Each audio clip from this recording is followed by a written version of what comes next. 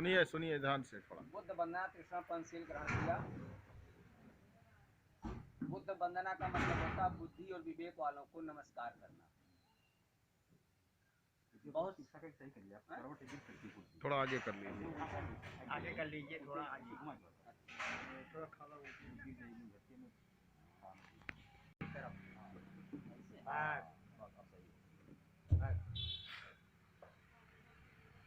तो हम लोग जो है ये बुद्ध और बाबा साहब को हम लोग नमस्कार नहीं किए हैं, बल्कि हमने किसको नमस्कार किया है? बुद्धि और विवेक, ज्ञान और विज्ञान धारण करने वाले। बुद्धि विवेक तथागत बुद्ध के पास था, बुद्धि विवेक बाबा साहब के पास था, और बुद्धि विवेक के नाते आज उनका फोटो उतना ऊंचे लगा। बुद्धि विवेक के नाते आज भारत से लेकर अमेरिका तक इनकी पूजा की जाती है, इनको नमस्कार किया जाता है, केवल बुद्धि विवेक के नाते। इसलिए आप लोगों ने कहा कि आप लोग अपनी बुद्धि विवेक का ऐसा प्रयोग करिए कि आपके बाद आपकी आने वाली पीढ़ी आपका नाम जपे, आपका नाम ले, क्या हमारे बाबा दादा थे, उन्होंने अच्छा काम किया है। बुद्धि विवेक का जब सदुपयोग करेंगे तब लोग आपको जानेंगे, और बुद्धि विवेक का जब दुरुपयोग करेंगे तो आपका नाम लोग नहीं जानेंगे। अब सदुपयोग दुरुपयोग कैसे होता है, इसमें बताया गया है कि नमो तस् भगवतो अरहतो सम्मा सम्बुद्धस्स। नमो मीन्स नमस्कार, तस् मीन्स उनको, भगवतो का अर्थ होता है भग दोषो, भग रागो, भग मोहो, राग द्वेष मोह को भंग करने वाले भगवान। जिसने राग द्वेष मोह को भंग कर दिया उसको क्या कहा गया? भगवान कहा गया। और अरहतो, अर्य माने शत्रु, हतो माने मारना, अपने सभी शत्रुओं को मारने वाला। आपके शत्रु कौन है? सामान्य तौर पर लोग ये जानते हैं, आप लोग ध्यान से सुनेंगे तो आपके जीवन में लाभ मिलेगा, और जब आपको लाभ मिलेगा तो आपके बाल बच्चों को भी ये बताएंगे, और जब आप ही नहीं जानेंगे तो बाल बच्चों को क्या बताएंगे। तो सामान्य रूप पर पूरी दुनिया का आदमी अपना शत्रु किसको मानता है? किसी जाति वाले को मानता है, किसी धर्म वाले को मानता है, किसी देश को दुश्मन मानता है, किसी पड़ोसी को मानता है, या जो उसकी बात नहीं मानता है उसको दुश्मन मानता है। तथागत बुद्ध ने कहा कि मानव का पूरी दुनिया में असली शत्रु कौन है? उसका है काम क्रोध मोह माया। काम क्रोध मोह माया। काम क्रोध मोह माया के बस में होकर अपने बच्चों को मारता है, अपनी पत्नी को मारता है, अपने पति को मारता है, अपने परिवार को मारता है, अपने पड़ोसी को मारता है, अपने समाज के लोगों से लड़ाई झगड़ा करता है, केवल इसी क्रोध के नाते। तो अगर व्यक्ति इस पर नियंत्रण कर ले तो उसका सारा शत्रु खत्म हो जाएगा, और जब शत्रु नहीं रह जाएंगे तो पूरी दुनिया में उसके केवल मित्र ही मित्र रहेंगे। तो इसलिए अरहतो कहा गया है कि जिसने अपने सभी शत्रुओं का अंत कर दिया, उनको कहा गया सम्मा सम्बुद्धस्स। ऐसे सम्यक संबुद्ध को हम नमस्कार करते हैं, नमस्कार करते हैं, नमस्कार करते हैं। हम लोगों ने 3 बार इसको उच्चारण किया। इसके बाद फिर शरण गमन हम लोगों ने किया। 3 प्रकार से हमारी रक्षा 3 रत्नों के द्वारा कैसे होगी। तो पहला रत्न क्या है उसमें? बुद्धं शरणं गच्छामि, अर्थात हम बुद्धि विवेक ज्ञान विज्ञान की शरण में जाते हैं। बुद्धि विवेक ज्ञान विज्ञान की शरण में जाते हैं। अत दीपो भव, अपना प्रकाश स्वयं बनो, अपने मालिक स्वयं बनो। कैसे हम बुद्धि विवेक की शरण में जाएंगे तो हमारी रक्षा होगी? जैसे हम सब लोग यहाँ बैठे हुए हैं, यदि हमारे हाथ में या पैर में या शरीर के किसी अंग में मच्छर बैठ जाता है, मक्खी बैठ जाती है, तो उसको भगाने के लिए हमें पूछने की जरूरत है? किसी से पूछने की जरूरत नहीं है। तो हम अपनी बुद्धि से उस मच्छर को, उस मक्खी को भगा देते हैं, तो हमारी रक्षा हो जाती है। इसलिए हमारी बुद्धि जो है हमारा रत्न है, पहला रत्न है, और वो बुद्धि हमारी रक्षा करती है। इसलिए कहा गया बुद्धं शरणं गच्छामि, हम बुद्धि विवेक और ज्ञान विज्ञान की शरण में जाते हैं। और ज्ञान विज्ञान क्या क्यों कहा गया? जैसे कभी कभी कहते हैं कि हम किसी को बुलाना चाहते थे, भैया उसका हम नाम नहीं जानते हैं, किस गांव का रहने वाला है, तो कहते हैं कि भैया इसमें मोबाइल में रखा है उसका नाम। तो मोबाइल क्या है? विज्ञान है कि नहीं? तो आप विज्ञान की शरण में चले गए, तुरंत मोबाइल मिलाया और घर से उससे बात हो गई। पता भूल गए हैं, पता मालूम हो गया। तो बुद्धि और विवेक ज्ञान विज्ञान की शरण में जाते हैं तो हम जो है हमारी रक्षा हो जाती है। और दूसरा है धम्मं शरणं गच्छामि, धम्म मीन्स रास्ता। कैसा रास्ता? जो सभी प्राणियों का कल्याण करे, मानव का कल्याण करे, ऐसा रास्ता जो सबको जोड़ने का काम करे, तोड़ने का काम ना करे, जो सबसे दोस्ती करने का काम करे, वो प्रकृति का रास्ता। प्रकृति का रास्ता क्या है कि अभी 2 घंटा पहले यहाँ पर खूब धूप थी और 2 घंटे बाद छाया हो गई। ये प्रकृति का है। तो ये केवल आपके लिए नहीं हुआ है कि आप बुद्ध कथा सुन रही हैं, ये सुन रहे हैं इसलिए ऐसा कर दिया है। ये पूरी है कि नहीं? भारत में ऐसा हो गया, इस समय सब जगह जो है ऐसी छाया है। तो प्रकृति किसी के साथ भेदभाव नहीं करती है। उसी प्रकार से हमें आपको किसी के साथ भेदभाव नहीं करना है। भेदभाव करेंगे तो हमारी रक्षा नहीं होगी। इसलिए कहा जाता है धर्मं शरणं गच्छामि। अब धर्म की शरण में जाता हूँ या धर्म की शरण में जाती हूँ। जो प्रकृति की शरण में जाते हैं उनकी रक्षा होती है। जैसे धूप होता है तो हम पेड़ की छाया में चले जाते हैं, गर्मी होती तो पेड़ की छाया में चले जाते हैं, उसकी शरण में चले जाते हैं। बरसात होती तो हम पेड़ की छाया में चले जाते हैं, हमारी रक्षा होती है। तो पेड़ क्या है? ये हमारी रक्षा करता है, प्रकृति का है, दिया हुआ उपहार है। जैसे हम पेड़ को जो है, जब आम निकलता है, इस समय पेड़ों में आम निकला हुआ है, तो आम तोड़ने के लिए आम आदमी क्या करता है? ज्यादातर लोग क्या करते हैं? ढेला या डंडा मारते हैं, है कि नहीं? लेकिन आप सोचिए, यदि किसी आदमी को ढेला डंडा मारो तो बदले में वो भी ढेला डंडा मारेगा। लेकिन आम का पौधा, अमरूद का पौधा या जितने फल वाले पौधे हैं, आप ढेला मारते हो, आपको आम देते हैं, वो आपको सेब देते हैं, वो आपको अमरूद देते हैं। तो सोचिए जो है, इसीलिए बुद्ध ने कहा था कि बैर से बैर कभी खत्म नहीं होता। ये प्रकृति सिखा रही है कि आपने हमको ढेला मारा है, लीजिए मैं आपको आम दे रहा हूँ, अब आप आम पाकर खुश हो गए। अगर वो चाहता तो वो भी जो है वार कर सकता था, लेकिन नहीं, वो वार नहीं करता। कहता है कि अगर हम वार करेंगे तो इनका दिमाग नहीं सुधरेगा, ये हमारे और बड़े दुश्मन हो जाएंगे। तो इसी तरीके से हम ये धम्म की शरण में जाते हैं। और तीसरा है संघम शरणं गच्छामि, अर्थात हम संघ की शरण में जाता हूँ या जाती हूँ। संघ माने जो समूह बैठा हुआ, कैसा संघ? जो प्रज्ञाशील समाधि का संघ है। प्रज्ञा का मतलब जो ज्ञानी संघ है, शील का मतलब जो आचरण वाला है, समाधि का मतलब जो चिंतन करने वाला, निरंतर समाज के बारे में जो है कल्याण करने वाला है। ऐसे संघ की शरण में जाते हैं। जैसे कोई व्यक्ति जो है बाहर वहाँ पर है, उसको कुत्ता ने दौड़ा लिया, भागते भागते इस संघ के बीच में आ गया और सारे संघ के लोग खड़े हो गए, तो कुत्ता भाग जाएगा और उस व्यक्ति की रक्षा हो जाएगी, है कि नहीं? तो जो है, चाहे लेडीज हो चाहे जेंट्स हो, सबकी रक्षा हो जाएगी। इसलिए जो है संगम शरणं गच्छामि। और संघ 2 प्रकार का है, एक संघ रक्षा करता है और एक संघ रक्षा नहीं करता है। एक संघ क्या करता है? असुरक्षा करता है। कौन सा संघ?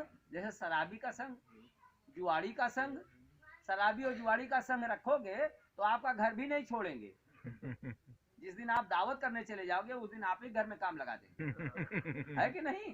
इसलिए जुआड़ी और शराबी का संग नहीं करना चाहिए। और जुआड़ी को दूसरे घर में नहीं जरूरत पड़ती, वो अपने घर का ही जेवर, जमीन, बर्तन सब बेच डालता है। तो इसलिए जो है ऐसे लोगों का संग नहीं करना चाहिए। किसका संग करना चाहिए? जो बुद्धि, विवेक, ज्ञान विज्ञान वाले हैं, जो शील और प्रज्ञा वाले हैं, जो समाज वाले हैं, उनका हमें उनकी शरण में जाना चाहिए, उनका साथ करना चाहिए, तब हमारी रक्षा होगी। इसी को हम लोगों ने द्वितीयम्पी कहा और तृतीयम्पी कहा, यानी दूसरी बार भी और तीसरी बार भी हम बुद्ध, धम्म और संघ की शरण में जाता हूँ या जाती हूँ। इसके बाद हम लोगों ने 5 प्रकार के शील ग्रहण किए। पंच मीन्स 5 और शील माने आचरण। 5 प्रकार के हमारे ऐसे आचरण होने चाहिए जिससे लगे कि ये परिवार चरित्रवान है। आप लोगों की एक बात, आप पुरानी बातों से नई बात को जोड़ रहे हैं। जैसे पहले जब शादी ब्याह जिसके घर में होता था तो एक दिन पहले भी कथा सुना जाता था, उसको कहते थे मातृ पूजन कहा जाता था ना। एक दिन पहले क्या होगा? मातृ पूजन होगा, तेलवाई होगी, इस तरीके से कहा जाता है। तेल पूजन। तो तेल पूजन में तेल पूजने की चीज नहीं है। तेल क्या चीज है? खाने की चीज, खाने की, घी खाने की चीज है। मोमबत्ती क्या है? मोमबत्ती पूजने की चीज नहीं है। मोमबत्ती ना खाने की चीज है ना लगाने की चीज है। मोमबत्ती जलाने की चीज है कि नहीं? तो जो खाने की चीज उसे खाना चाहिए, जो जलाने की चीज उसे जलाना चाहिए। जैसे बालू खाया नहीं जाता है, आटा खाया जाता है। पुरोहित जब आता है तो आटा यहाँ पर रखवा देता है कि नहीं रखवाता है? जब बेदी बनवाता है तो क्या रखवाता है? आटा रखवाता है, तेल रखवाता है। तो वो सारे खाने की चीजों को जलवाता है कि नहीं? और इसके बाद दरवाजे पर जहाँ दरवाजा लगता है उसमें दो भाग होते हैं, जैसे एक खंबा इधर तभी बीच में दरवाजा लगता है। नहीं। तो दोनों खंभों में एक में 3 और एक में 2 ऐसे निशान बनाए जाते हैं। देखा आप लोग? नहीं देखा है? गोबर से सब अरे महिलाएं एक बनाती तरफ 3 निशान महिलाएं बनाती हैं, एक तरफ 2। हैं। एक याद है? लेकिन मतलब उसका नहीं जानती है, क्योंकि ऐसा लोग करते थे इसलिए आप लोग करते चले गए। हाँ उसका मतलब होता है एक तरफ 3 दूसरी तरफ 2 यानी 5। ये 5 सील है। हाँ। हमारे परिवार में इस 5 सील के मानने वाले लोग हैं। हाँ, ये बात। तो जो आएगा वो जानेगा ये 5 सील वाले हैं। उसका मतलब ये होता था, लोग नहीं जानते हैं। उसमें और एक ऐसे घेरा बनाया जाता था और चारों घेरों पर है, तो उसको क्यों बनाया जाता था? ये वर्ग है, यानी चारों भुजा बराबर होती थी, आयताकार नहीं होती थी। हाँ बराबर होती। बराबर होती थी, यानी हमारे घर में समता का विधान है, बराबरी का विधान है। वो इसलिए जो है चौकोर बनाया जाता था। लेकिन लोगों ने उसका अर्थ नहीं बनाया, देखा देखी वो गोबर को जो है वहाँ पर लिपाई पोताई करके बना दिया। तो इस तरीके से जो है ये चीजें होती थी। तो इसलिए पंचशील 5 माने पंच माने 5 और शील माने आचरण। 5 प्रकार के ऐसे आचरण जिससे ये परिवार लगे कि ये परिवार चरित्रवान है, ये परिवार ठीक ठाक है। तो पहला शील क्या है? पाणातिपाता बेरमणि शिक्षा पदम समाधि, अर्थात बिना किसी कारण के हम किसी प्राणी को नहीं मारेंगे। अकारण प्राणी हिंसा से विरत रहने की प्रतिज्ञा करता हूँ या प्रतिज्ञा करती हूँ। क्या कोई व्यक्ति अकारण किसी को मारेगा? नहीं मारेगा ना। तो जो व्यक्ति अकारण किसी को मारता है, कहते हैं ये परिवार झगड़ालू है कि नहीं? ये बिना मतलब झगड़ा किया करता, मारपीट किया करता, इससे हम यह रिश्ता रखने वाला लायक नहीं है। क्यों? ये परिवार बहुत झगड़ालू है, इसके यहाँ इसे दरवाजे जाने लायक नहीं है। हम दरवाजे जाएंगे बिना मतलब गाली बकने लगेगा, है कि नहीं? तो अब सीलवान है तो भैया ये परिवार जो है बहुत ही सीलवान है कि नहीं? आचरणवान है। ये झगड़ा गाली गलौज नहीं करता है, इसलिए ये परिवार बहुत बढ़िया है। तो ये सील था, पंचशील में पहला सील था कि हम जो है इस सील का आचरण करते हैं, चाहे पशु पक्षी हो, चाहे पेड़ पौधे हो, चाहे बाल बच्चे हों। अब बताइए उस समय बुद्ध ने जंगल में 6 साल तक लगातार इसका चिंतन मनन किया। तो क्या बुद्ध से पेड़ पौधों ने निवेदन किया था, पशु पक्षियों ने निवेदन किया था, कीड़े मकोड़ों ने निवेदन किया था, मानव ने निवेदन किया था कि हमारी रक्षा करने के लिए कुछ उपाय करिए? नहीं, किसी ने निवेदन नहीं किया था।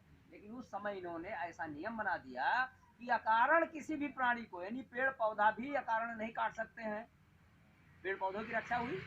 किसी पशु पक्षी को नहीं मार सकते हैं, किसी कीड़े मकोड़े को नहीं मार सकते हैं, किसी मानव को नहीं मार सकते हैं, अपनी पत्नी को, अपने बच्चे को नहीं मार सकते हैं, और यहाँ तक कि आप अपने आप को भी नहीं मार सकते हैं।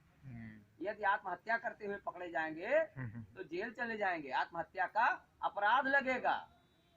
तो इस तरीके से ये बुद्ध ने शांत रहो सब लोग। ये आपको आज यहाँ पर अभी यहाँ जाने के बाद खूब जोर जोर बतवाइएगा। यहाँ धीरे धीरे बतवा रही हैं, वहाँ खूब शोर मचा के बतवाइएगा। तो यह बुद्ध ने उस समय ऐसा नियम बनाया, कितना बढ़िया कल्याणकारी नियम उस समय, कि कोई भी व्यक्ति आज अकारण कोई हरा पेड़ काटेगा तो फॉरेस्ट एक्ट के अंतर्गत वो जेल चला जाएगा कि नहीं चला जाएगा? चला जाएगा। किसी पशु पक्षी को अकारण मार देगा, हिरण को मार दीजिए, हैं? तो गाय को मार दीजिए, गौ हत्या लग जाएगा, आपको जेल हो जाएगी। हिरण को मार दीजिए, आपको जेल हो जाएगी। शेर को मार दीजिए, आपको जेल हो जाएगी। आप अपने बच्चे को मारेंगे तो बाल अपराध लगेगा, पत्नी को मारेंगे तो अपराध लगेगा, यानी आप किसी को अकारण मार नहीं सकते हैं। ये तथागत बुद्ध ने उस जमाने में बना दिया। सोचिए जो है हमारे आपके हित में कि हम अकारण, लेकिन बुद्ध ने ये भी कहा यदि आप पर कोई जो है आपके घर में चोर घुसता है तो उस समय आपको बुद्ध वंदना नहीं करना है कि वहाँ नमो तस् भगवतो अरहतो सम्मा सम्बुद्धं से बुद्ध वंदना करो। अगर चोर घुस रहा है तो उसके लिए 60 समाचार तो उस समय डंडा उठाइए, है कि नहीं? महिलाओं के पास डंडा ना हो तो हाथ में क्या होना चाहिए जानती हैं? पिसा हुआ मिर्चा, उकरी आँखी में झोंक दो। क्यों? ये इंतजाम होना चाहिए। ये इंतजाम होना चाहिए महिलाओं को, अपने सिरहाने इतना पीसा मिर्चा रखना चाहिए। जब चोर आवे, डाकू आवे, है उनकी आँख में डाल दो तो समझ लो आपका घर सुरक्षित है। हाँ, एक जन के यहाँ फूट तो 4 जने वैसे भाग गए। बिल्कुल बिल्कुल। तो यह चीज है। हाँ? हाँ। तो ये सुरक्षा कवच है। आप नहीं जानती हैं कि कितनी महिलाओं का नाक फट जाता है कील पहनने के कारण, कितनी महिलाओं का कान फट जाता है बाली पहनने के कारण, कितनी महिलाओं का हाथ फूट जाता है चूड़ी पहनने के कारण, है कि नहीं? तो आपको इसकी रक्षा करनी नहीं करनी है, अपने परिवार की रक्षा करनी है।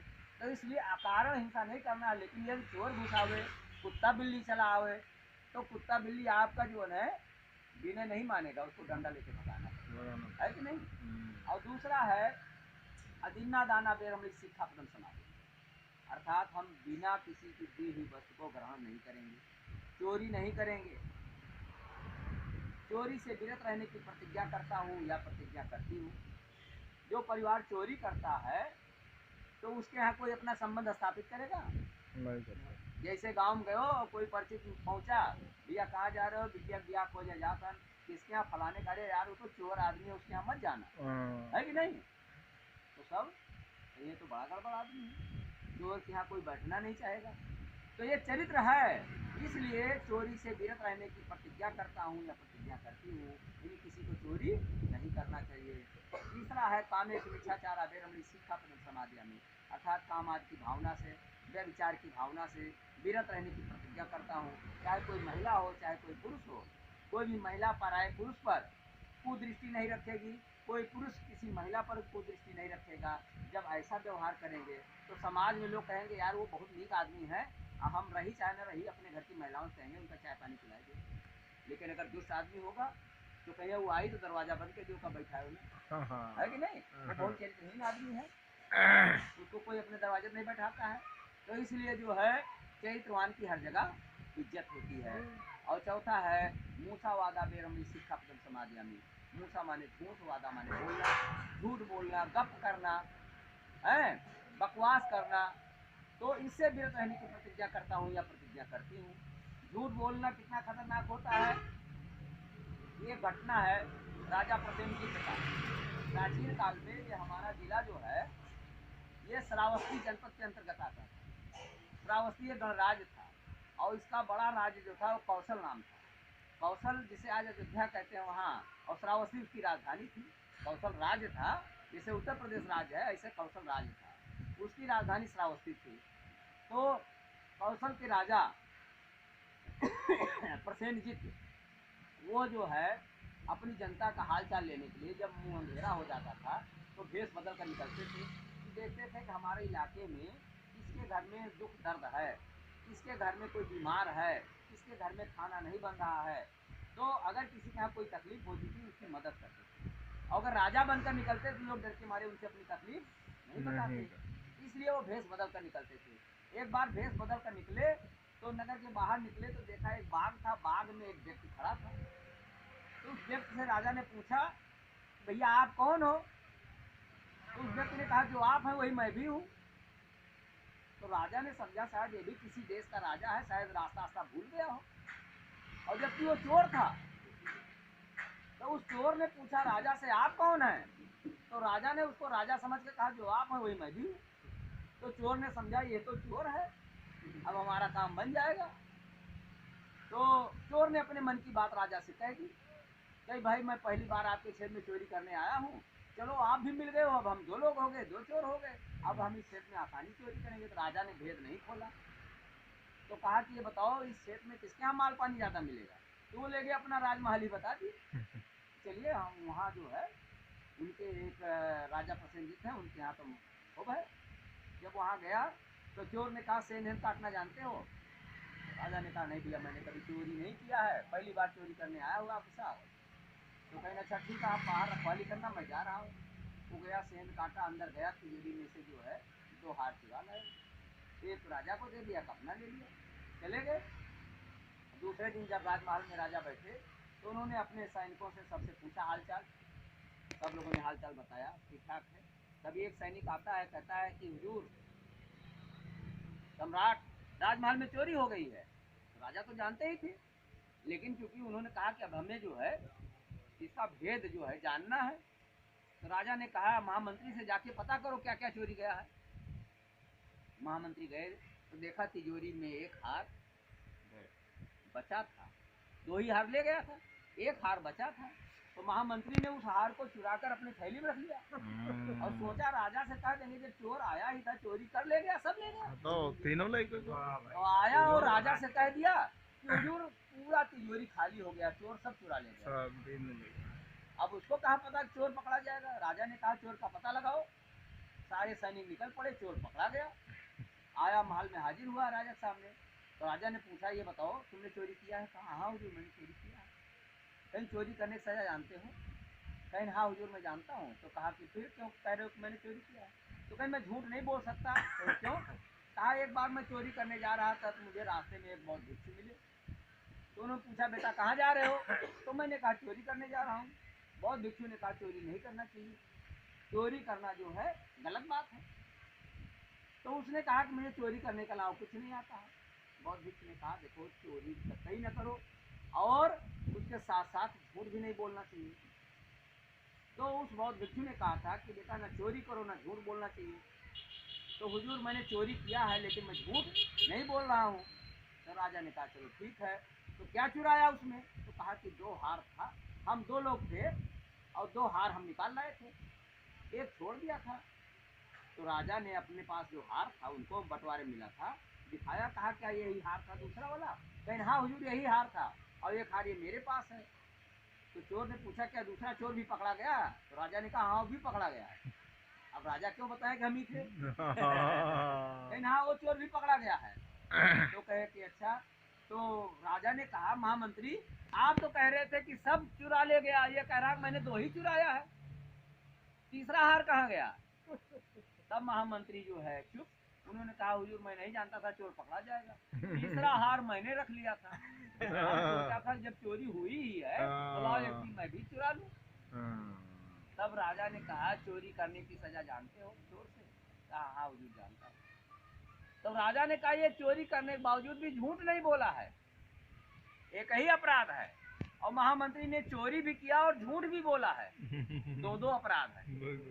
तब राजा ने क्या किया कि महामंत्री को देश से निकाल दिया और उस चोर को महामंत्री बना दिया। क्योंकि वो महामंत्री सच्चा था, झूठ नहीं बोला। जब वो महामंत्री बना दिया गया तो एक बार जो है अपने नगर में बग्घी लेकर निकला टहलने के लिए, घोड़े बैठा हुआ जा रहा था। तो वही बहुत भिक्ष जो है उधर से जा रहे थे, जब मिले तो वहां से उतर कर गया, उनको बंदाम किया।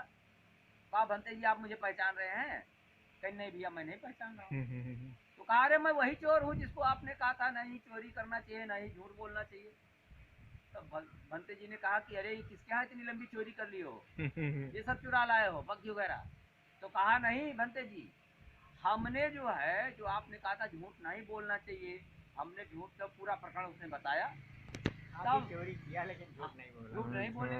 तब भंते जी ने कहा कि देखो आपने एक सील का पालन किया तो महामंत्री बना दिए गए, अगर 5 सीलों का पालन करते तो राजा बना दिए जाते। इसलिए सीलों का पालन करने से आदमी महान होता है।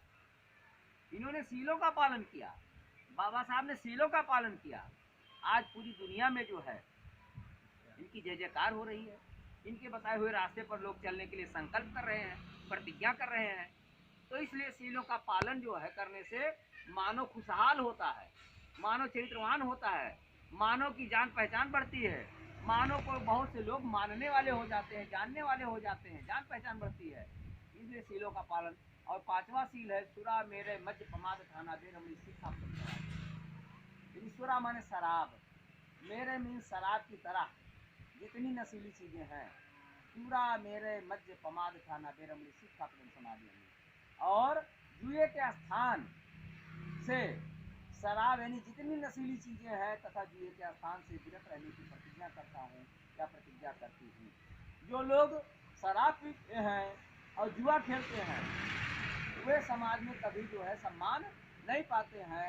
इसलिए प्रत्येक व्यक्ति को जुआ से शराब से जो है विरत रहना चाहिए और ना तो शराब पीना चाहिए और ना शराब वाले स्थान पर जाना चाहिए, ना जुआ खेलना चाहिए, ना जुए वाले स्थान पर जाना चाहिए। नीचे हमारे क्षेत्र को जो है परिभाषित करता है, हमारे क्षेत्र को जो है चमत्कारी बनाता है कि हाँ वास्तव में ये व्यक्ति जो है चरित्रवान व्यक्ति है, शीलवान व्यक्ति है, इसलिए शीलों का पालन करना चाहिए। फिर उसके बाद हम लोगों ने कहा बुद्धम नमामि, अर्थात बुद्धि और विवेक, ज्ञान और विज्ञान धारण करने वाले सभी लोगों को हम नमस्कार करते हैं।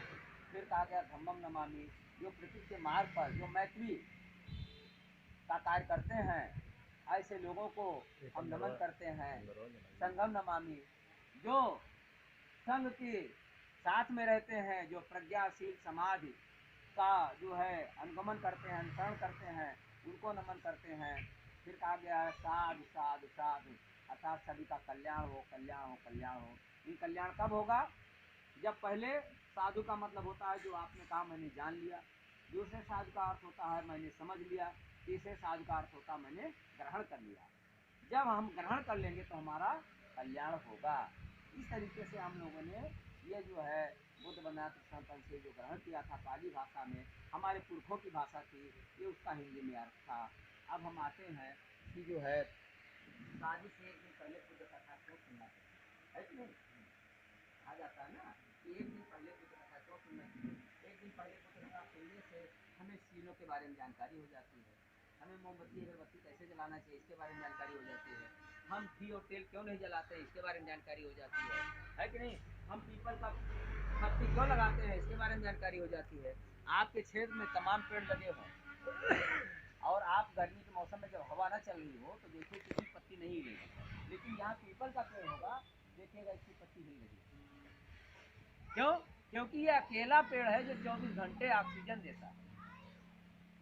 तो ऑक्सीजन का मतलब क्या होता है? ऑक्सीजन से आदमी स्वस्थ रहता है, ऑक्सीजन के बिना उसका सांस फूलने लगता है। आज देख रहे हैं ऑक्सीजन की मारामारी पड़ी है, तो इसलिए ये ऑक्सीजन जो हमें अभी पूर्ति करता है और पानी में डालकर इसको लगाया जाता है ताकि जब तक हम यहाँ रहें किसी प्रकार का प्रदूषण ना हो, हमको मिलता रहे। हम अगरबत्ती लगाते हैं ताकि हमारा वातावरण सुगंधित रहे और हम दीप जलाते हैं ताकि जो है ये दमदीप जलावे। जैसे जलकर भी हम आपको प्रकाश देते हैं, ऐसे हम अपने तन को कष्ट देकर भी हम दूसरे को ज्ञान देते रहेंगे, क्योंकि ज्ञान देने के लिए आपको आना जाना पड़ेगा, आने जाने में आपको कष्ट उठाना पड़ेगा। इसलिए कष्ट सहकर भी आप जो ज्ञान देंगे वो ये धम्मदीप आपको सिखाता है, आपके मन के अंधेरे को दूर करने का ये कारण बताता है। और उसके बाद जो है इसमें देखे हैं बालू रखा हुआ है। बालू क्यों रखा है? जैसे जलती हुई मोमबत्ती से कहीं कुछ जलने लगा तो बालू डाल दीजिए, बुझ जाएगा, अग्निशमन का काम करेगा। उंगली जल गई हो तो बालू के बीच में उंगली डाल दीजिए, ये काम करेगा। लोटे में पानी रखा हुआ है, पानी इस बात का प्रमाण है कि जो हमारा परिवार पानी के तरीके से है, जहाँ रहेंगे जहाँ जाएंगे हम उसका आकार धारण कर लेंगे। जैसे हमारी बेटी है, हमारे घर से दूसरे घर में जाएगी तो उस घर में जैसा रीति रिवाज तीज त्यौहार होगा, हम भी बौद्धिस्ट हैं वो भी बौद्धिस्ट हैं, हम अपना बुद्ध धर्म का प्रचार प्रसार उनको जब बताएंगे तो वो जो है पानी के तरीके से, जैसे पानी जो है लोटे में डालोगे तो लोटे के आकार का हो जाता है, थाली में डालोगे थाली के आकार का हो जाता है। तो कहा जाता है जैसा देश वैसा भेष हो जाता है। और पानी हमको शीतलता दिखाता है, पानी हमको बुझाने के बारे में बताता है कि कोई भी चीज़ चाहे खौलता हुआ पानी क्यों ना हो, लेकिन जलती हुई आग पर गिर जाएगा तो आग बुझ जाएगी। इसी तरीके से पानी का स्वभाव है, ऐसे ही मानव का स्वभाव होना चाहिए। ये सारी चीज़ें, फूल जो हमको ये ज्ञान देता है कि जैसे फूल पैदा होने से मरते दम तक हमेशा दूसरों के काम आता है, ऐसे ही मेरा जीवन हमेशा दूसरों के काम आवे। इस तरीके से जो है ये हम जो है पंचशील का ध्वज लगाते हैं। इससे 5 रंग है, 5 रंग का मतलब आप जानते हैं, नीला है, पीला है, लाल है, सफ़ेद है, कासा है ना। नीला जो है ये हमको क्या दिखाता है कि ये समुद्र के समान अथाह ज्ञान क्या है, अथाह सागर है। यानी जीवन हमारा सीमित है और ज्ञान असीमित है। हम जो है ज्ञान बहुत ही ऊंचाइयों तक, ज्ञान की कोई सीमा नहीं है। और नीला रंग सभी को अच्छा लगता है, सभी को अच्छा लगता है, आँखों को बहुत ही सुंदर लगता है। पीला रंग जो है ये हमको इसका देता है सांस्कृतिक परिवर्तन का परिचायक है। हमारा जो संस्कार है ये कैसे हो रहा? पहले हमारे घर में ऐसा संस्कार नहीं होता था, अब ऐसा संस्कार होने सांस्कृतिक परिवर्तन का परिचायक है। और लाल रंग जो है, लाल रंग क्रांति का परिचायक है ना। हमारे अंदर जो है सक्रियता का परिचायक है, हमारे अंदर जो है चेतना का परिचायक है कि हम चैतन्य हैं, हम निष्क्रिय नहीं हैं। सफ़ेद रंग शांति का प्रतीक है, हमारे चरित्र का प्रतीक है। जैसे देखते हैं कि जितने बुद्ध अनुयायी होते हैं वो कैसा वस्त्र धारण करते हैं? सफ़ेद वस्त्र धारण करते हैं, है कि नहीं? तो इसलिए यह उत्तम चरित्र का परिचायक है। सफ़ेद कपड़े पर एक बिंदी भी पड़ जाएगी तो दूर से दिखाई पड़ता है। इसी तरीके से हमारे चरित्र पर अगर एक छींटा पड़ जाता है तो दूर से दिखाई पड़ता है। और पांचवा रंग कासाय है। कासाय हमारे त्याग का परिचायक है। कासाय मतलब चीवर, जिस रंग में तथागत बुद्ध ने जो है आपने देखा है कि जो तथागत बुद्ध भगवान बुद्ध ने पहना है वो चीवर रंग है। वो उनके त्याग का, उनके समर्पण का, है ना, उनके जो है इस ज्ञान विज्ञान का परिचायक है। इसलिए ये 5 रंग के जो है ध्वज को हम लगाते हैं और उसके बाद इस परिवार को बताते हैं कि जो है ये परिवार के साथ साथ जितने भी लोग हैं इस परिवार में आए हुए हैं सारे लोग इसको जानें और समझें कि बुद्ध संस्कार क्या होता है।